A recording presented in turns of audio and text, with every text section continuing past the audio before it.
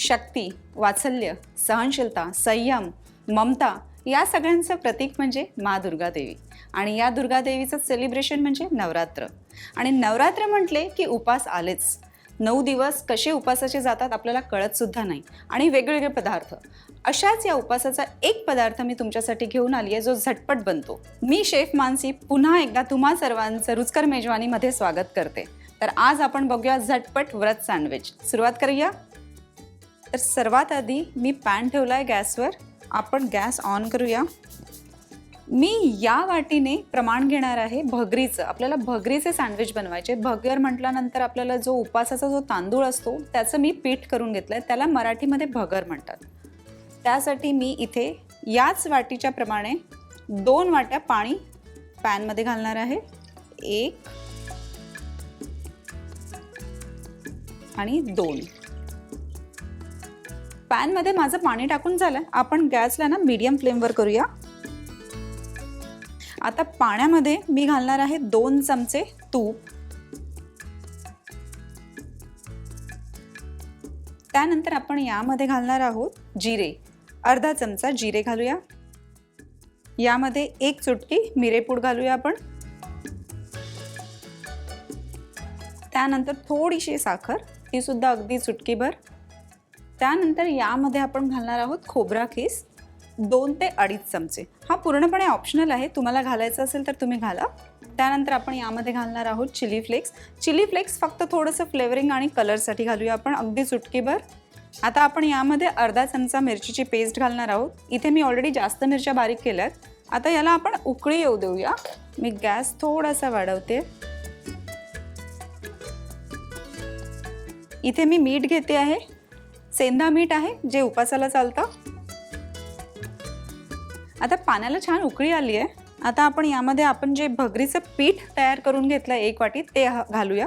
ते आपल्याला अगदी हळूहळू घालायचं आहे आणि घालताना छान फिरवत राहायचं जेणेकरून त्यामध्ये गुठळ्या नाही राहणार. आणि हा पदार्थ असा आहे ना की याचं तुम्ही सँडविचचे ब्रेड टाईप जरी बनवून ठेवलं ना अगदी 4-5 दिवस छान टिकतात फ्रीजमध्ये. आता आपण यामध्ये मिक्स करून देऊया सगळं. आता बघा आपली भगर जी आहे ना ती छान आवळून आली आहे. पण तरीसुद्धा मला असं वाटतं यामध्ये थोडंसं पाणी आपल्याला लागणार आहे. तेव्हा मी पाणी यामध्ये ॲड करते. अगदी थोडं, अर्ध्यापेक्षा कमी वाटी मी घेते आणि लागलं तर आपण पुन्हा ॲड करूया. आपल्याला जे हे भगरीचं मिक्सचर आहे ना, जो गोळा तयार होणार आहे तो आपल्याला फार कडक असा नाही करायचा आहे. कारण आपल्याला त्याच्यातून सँडविच बनवायचे आहेत.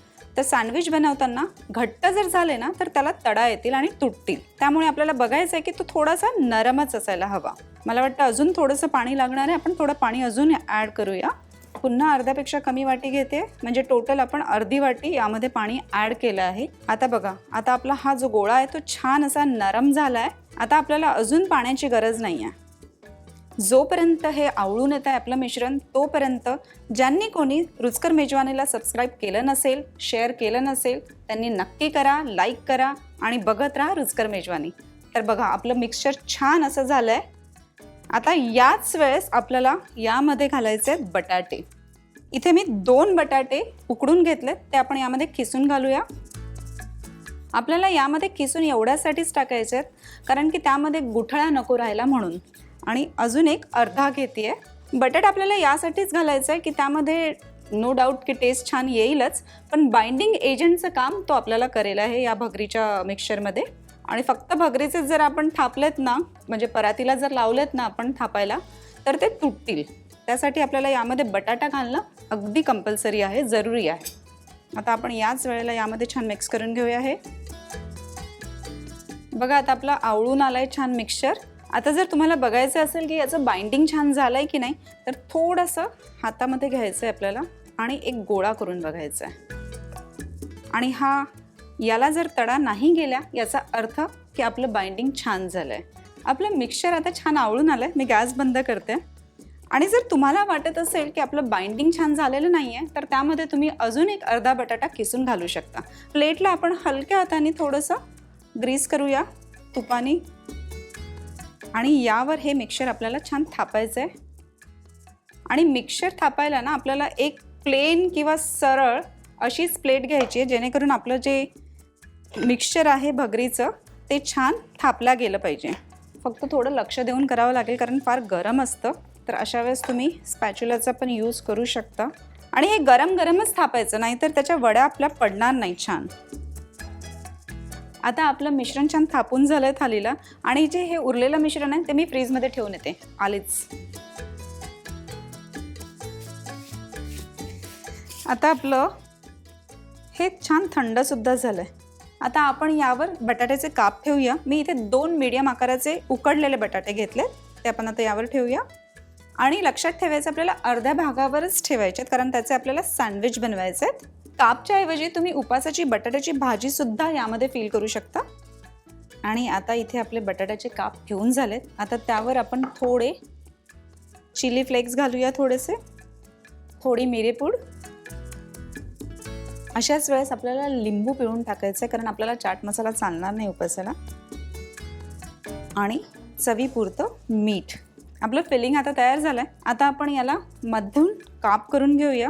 आता हे एवढं नाजूक असतं ना की याला आपल्याला अगदी सांभाळून करायचं आहे आणि आपल्याला या बटाट्यांसोबतच याचे काप करून घ्यायचे आहेत. आता आपले काप करून झालेत. आता आपण याला अगदी सांभाळून यावर आपल्याला फोल्ड करायचं आहे. आणि जर तुम्हाला सँडविच नसेल खायचं ना तर तुम्ही याला फक्त रोस्ट करून सुद्धा खाऊ शकता. आपल्याला याला तसंही रोस्ट करायचंच आहे. आणि आपल्याला हे सँडविचेस शॅलो फ्राय करून घ्यायचे आहेत. आता आपले सँडविचेस तर रेडी झालेले आहेत. तुम्हाला जस्ट एक मी काढून दाखवते. हे बघा, आता आपले सँडविचेस तयार आहेत. आता त्याला आपण शॅलो फ्राय करून घेऊया. मी पॅन ऑलरेडी ठेवला आहे. गॅस ऑन करूया. त्यामध्ये आपण घालणार आहोत तूप. जे कोणी तेल वापरत असेल उपासात त्यांनी तेल घातलं तरीही चालेल. 1 ते 1.5 चमचा तूप घेतलं आहे आणि त्यावर आपण आपले हे सँडविचेस ठेवूया.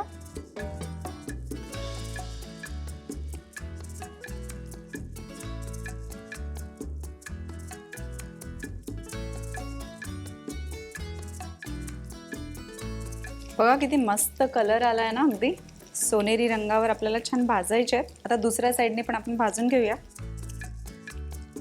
रंगांचं तर झालं, पण देवीचे 9 रूप कोणते आहेत ते मला जरा तुम्ही कळवाल का कमेंटमध्ये. आपले सँडविचेस रेडी आहेत. मी काढून घेते. इथे माझे सँडविचेसचे जे तुकडे होते ना ते जरा मोठे झाले होते, त्याला मी कट करून घेतलेत.